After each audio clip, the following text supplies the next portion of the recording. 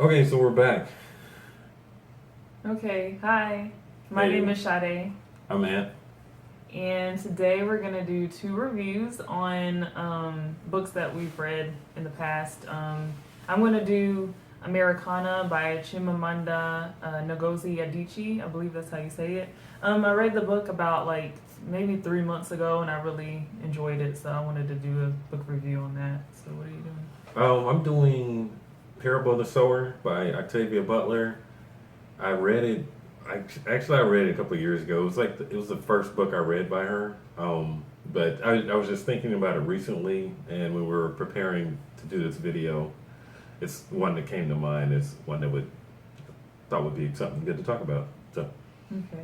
All right. So basically, a quick synopsis about Americana. It's about a girl named Ifemelu who lives in a small city in Africa called Lagos, and she immigrates to the U.S. to go to school in Princeton. And it's basically mainly about her adjusting to life in the U.S. and like encountering like racial issues and stuff that she did not encounter in Africa at all. So it's something new to her, and it's yeah. So it's about basically about how she's adjusting to life over there and stuff. like cultural Yeah, differences. And stuff. yeah. While going through regular life too, like going to school and like having to scrounge up money to pay bills and all that good stuff that we just love about being adults. Yeah. So basically, uh, it basically the book addressed racism a lot. I will give an example of a scene in the book. Uh, she was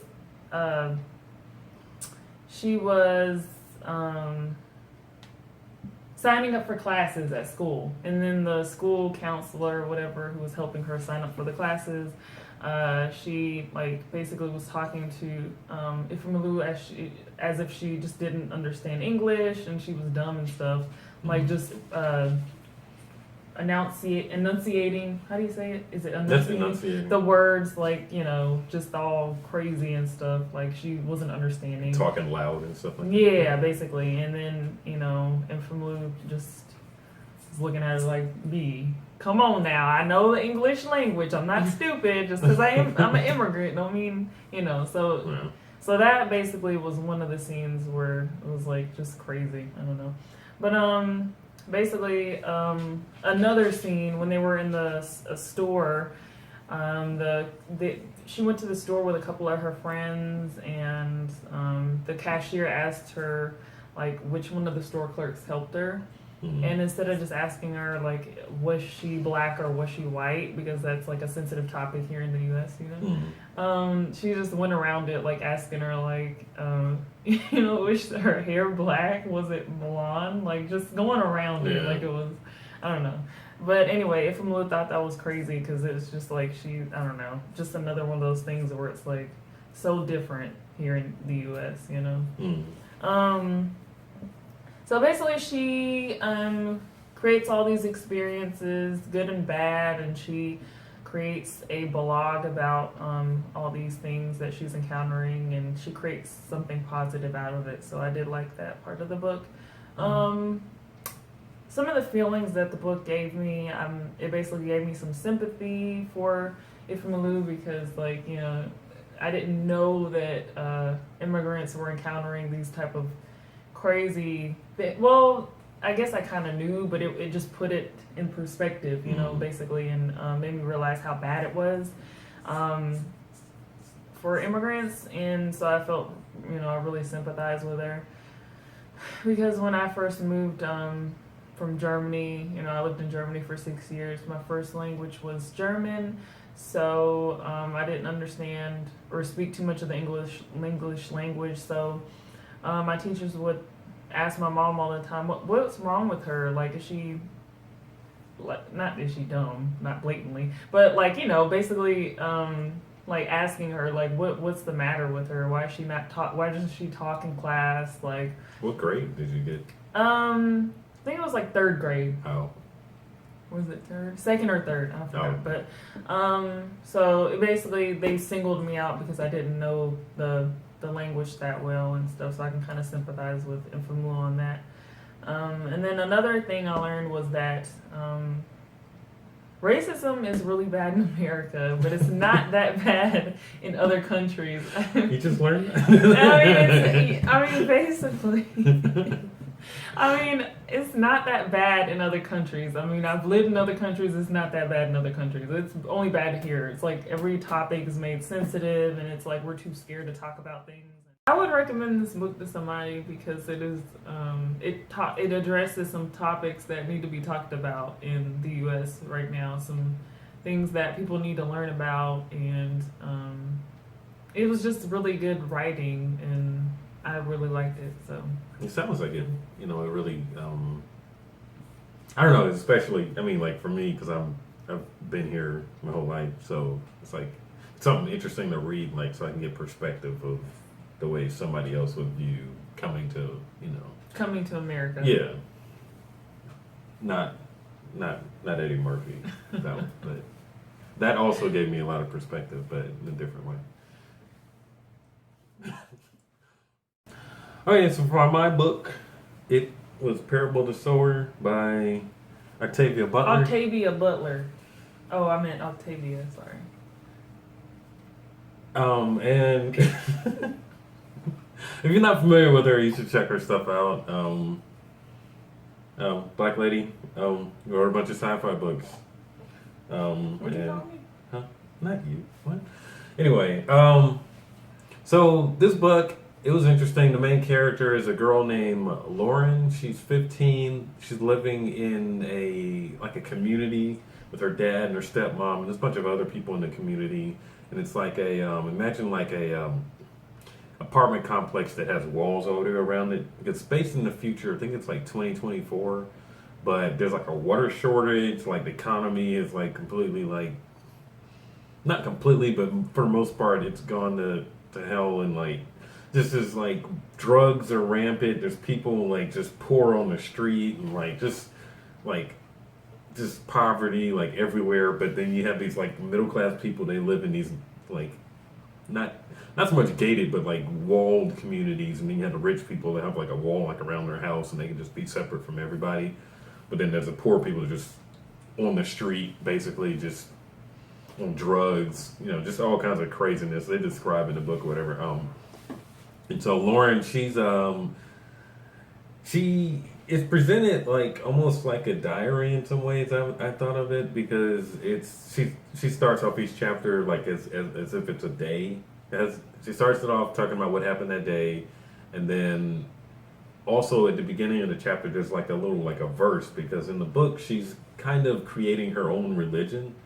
Because one of the first things it brings up is that she doesn't share her father's religion anymore, and she's like trying to find it through herself based on her experiences, which in this book they're like crazy, like what's going on, the things she sees day to day, like just it's just crazy out there. And I thought it was interesting, like as far as like someone trying to find their own belief system, like what, not just going off of what they were told growing up or everything, but like actually like finding something for themselves, if it's different or if it's the same as what they grow up with. But the important part was like finding it for yourself and like having your own. You can relate with that too. Yeah, that's something I can relate to and understand. I thought it was really cool.